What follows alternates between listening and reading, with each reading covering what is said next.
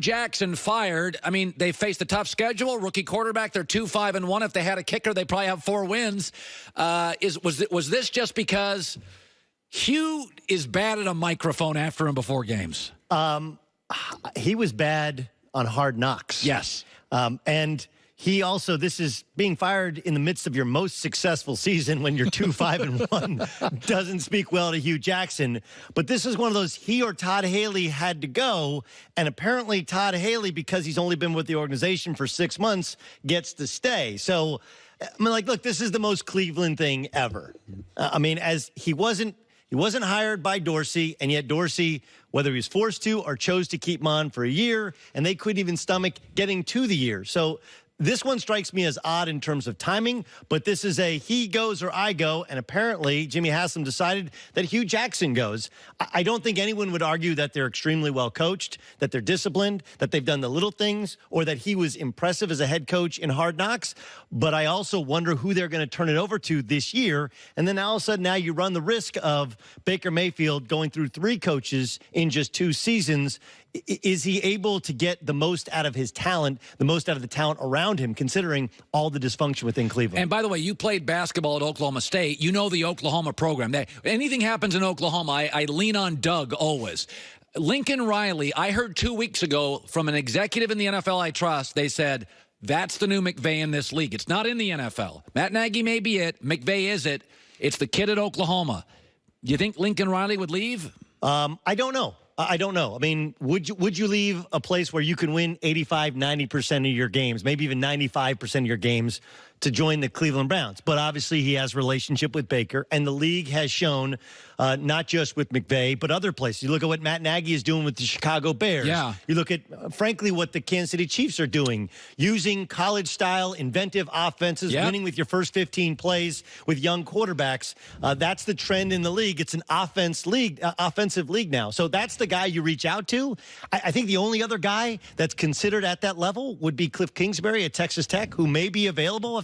But the problem is that he and Baker Mayfield have a past, and it's not really a good one. So with that in mind, Lincoln Riley has to be the #1 guy. It's either Lincoln Riley or Bob Wiley, who's the offensive line coach with the huge belly. We want him to be the coach. By the way, I was talking to Jimmy Johnson, the legendary football coach, yesterday at Fox, as I come in on Sundays, and we were just talking about random stuff, not the Browns, and he said, listen, man, everybody wants to run people out. He goes, I tell all these young coaches and all these young GMs, don't fire people before you got somebody better than the guy you're firing. Because he goes, by the way, even when I was with the Cowboys early, sometimes you're playing guys you don't want to play, but there's nobody better out there. Everybody wants to fire everybody, like the Dodgers are like, fire Dave Roberts. Well, Joe Girardi got canned in Miami and New York. Is he better? I don't know. But the point is, we're in a firing culture. We're in an avalanche culture. Social media, blow everybody up.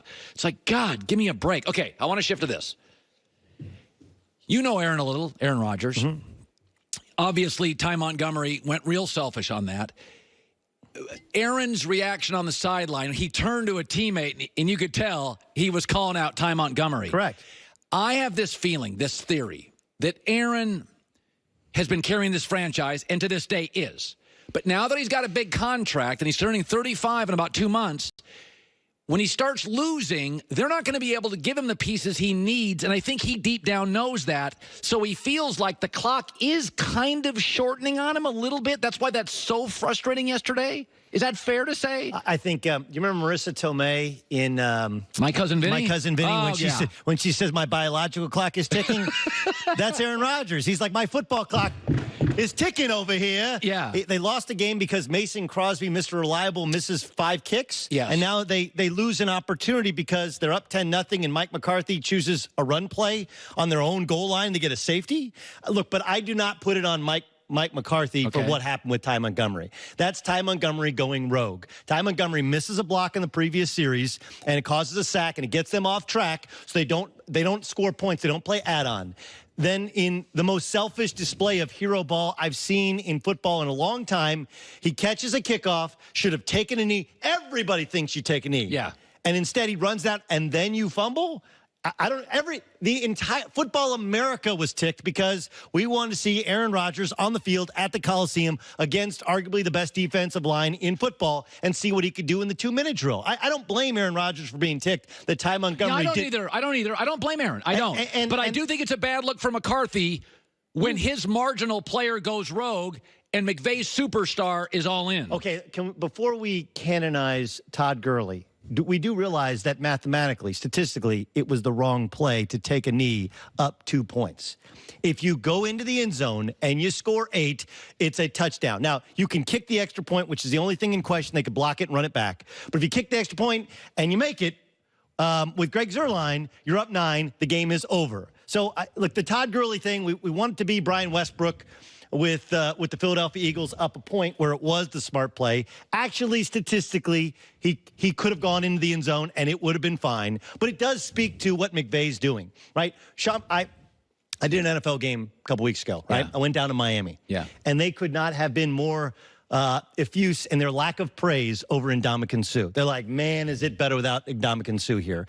And it was Jay Cutler also being gone. But the idea that Ndamukong Suh, he's a private subcontractor. He's a mercenary. He doesn't work out with the guys. He barely practices with the guys. He shows up on Sunday and does his job. But there's not a lot of warmth where Ndamukong Suh is. I've heard that from every source I have in the league has said the exact same thing. Okay, but people are going crazy about Sean McVay's ability to call plays. His play calling, even listen to his post-game comments, was crummy yesterday. Their offense was not good. Yeah. The reason they won that game was the defense kept playing, and the defense got after Aaron, and the defense got stops. That's the genius to McVay, is he can motivate these guys that others have not been able to motivate. And to your point, he can get Todd Gurley to buy into the forget fantasy points, forget hitting the over, forget being the win. I mean, everybody in Vegas is ticked at him, but it is the play that signifies the Rams, in addition to being statistically the best team, they are actually a team, which you don't have, not just in the NFL always, but you don't have in LA sports. I would argue, let me do just one basketball topic with you because you're well connected here. Since Dan Gilbert bought this team over a decade ago, we've only had 2 Cavs. We've had the Cavs with LeBron, good to great, and then the Cavs without LeBron, the worst team in the league that will get the #1 pick. Those are the only 2 Cavs since Dan Gilbert bought it. I could argue Ty Lue did not get fired this weekend. He got fired when David Griffin, LeBron's guy, got fired as GM, and LeBron decided that day, I'm out on Gilbert again. I can't trust this guy. And at that point, LeBron decided emotionally, I'm out of here. That's what got Ty Lue fired. That this is symptomatic of something. But Dan Gilbert twice has had LeBron and both times has complained to people close to him. He's just too high maintenance for me. It's the Dan Gilbert issue. Well, look, LeBron James can be too high maintenance, and Dan Gilbert can be a complete train wreck as an owner. Both of these things can, in fact, be true. What I think, look, part of the reason they were so bad without LeBron was they were trying to be bad. Right? If you go back and you ask David Griffin, for example, he was on my radio show, and I said, what about the sense that LeBron James took over a team that couldn't win? He's like, look, in fairness to Kyrie, we didn't want to win. We were trying to not win. We were trying to get the #1 pick in the draft, which I believe is simply the case with Cleveland. That's a terrible team, a terrible roster, and they're trying to be bad, and they did Ty Lue a favor. Ty Lue he's the David Fizdale of 2018-2019. Last year, Fizdale's the coach of the Memphis Grizzlies. Everybody likes him, and then all of a sudden, Mike Conley goes down with injury, and the team says, we're out. We're tanking. We're trying to be bad. And they fired David Fizdale because he gets into it with Marc Gasol because they were trying to be bad. And David Fizdale goes on TV and now lands a better job. Now, I don't know about the contract buyout and whether or not there's offset, but that's what's going to happen with Ty Lue. He gets to 3 NBA finals. Is he Brad Stevens? No. Is he the greatest coach? No. But players like him. Yeah, they play do. hard for him. Players like him. And here's the thing. The hardest thing to do, in order to win an NBA locker room, you have to have won before. In order to have won before, you have to win a locker room, right? It's a catch-22. Right. Ty Lue is one of like 2 or 3 guys that can walk into an NBA locker room and say, I've been there. I've done it. Yes, I had LeBron, but I've won a championship. He'll be a valuable commodity, and I think Cleveland did him a favor by paying him to not take 55, 60 losses this season. All right, that's a good take. I like that take. There we go. So in the end, you wouldn't fire Dave Roberts? Listen, I mean, how are you taking Rich Hill out? He's pitching the game of his life. They played 18 freaking innings till 12:30 in the morning.